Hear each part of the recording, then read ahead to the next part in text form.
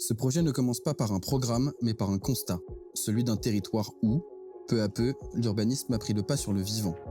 Un territoire pensé pour la voiture, l'efficacité, la performance, mais où les liens écologiques, sociaux, sensibles se sont fragmentés. À l'échelle de la métropole toulousaine et de Blagnac, cette situation est très lisible. À l'ouest, un parc aéroportuaire et ses activités économiques. À l'est, les paysages naturels de la Garonne, et entre les deux, la ville habitée. C'est dans cet entre-deux que s'inscrit le site de l'ancien campus Orange.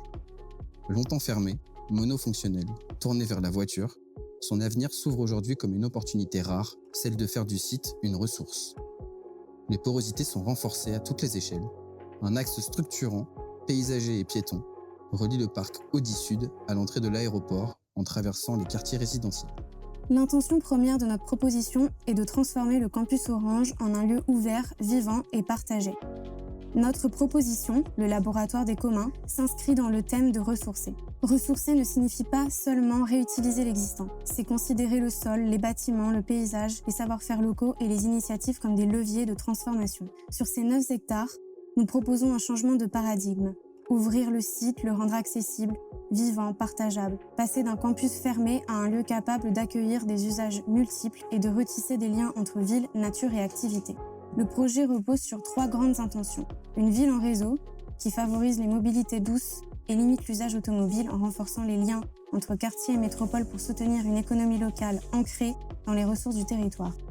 Une ville en commun, qui crée des lieux ouverts et partagés, mêlant formation, culture, loisirs, services pour renforcer les liens sociaux.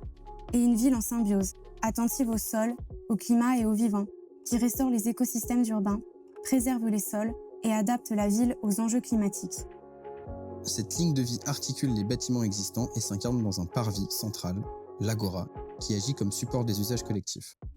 Les bâtiments existants sont conservés, transformés avec sobriété et pensés comme des supports d'usage évolutifs. Le bâti ne domine plus, il s'inscrit dans un parc habité.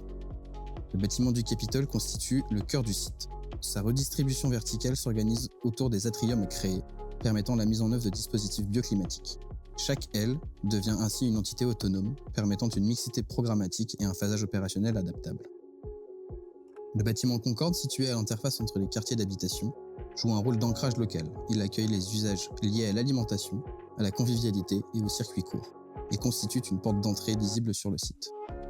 Le bâtiment Ovalie, à proximité directe de l'aéroport, s'inscrit dans une logique d'ouverture et de formation. Il accueille des activités liées aux métiers de demain, à l'innovation et à la transmission des savoirs en lien avec les dynamiques économiques locales et territoriales.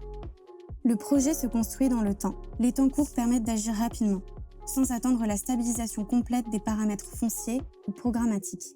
Cette phase vise d'abord à amorcer un récit partagé et rendre le site lisible, accessible et désirable en rompant progressivement avec son image de campus fermé. Même partielle, l'ouverture du site permet une première appropriation collective. Les actions engagées à ce stade sont légères et évolutives. Elles prennent la forme d'usages temporaires, d'événements et cherchent à tester les manières d'habiter, de pratiquer et de traverser le site. Les temps intermédiaires prolongent cette dynamique. Les usages se stabilisent, les espaces publics et paysagers se transforment et les continuités se renforcent. Le site s'inscrit progressivement dans le quotidien et son identité commence à se préciser. Les temps longs correspondent à l'ancrage du projet dans le territoire. En atteignant cette temporalité, le site dépasse sa propre emprise. Il devient une vitrine active, capable de diffuser ses dynamiques à l'échelle métropolitaine. Le projet agit alors comme un démonstrateur vivant d'un urbanisme plus attentif, inscrit dans le temps long et ouvert à la transmission.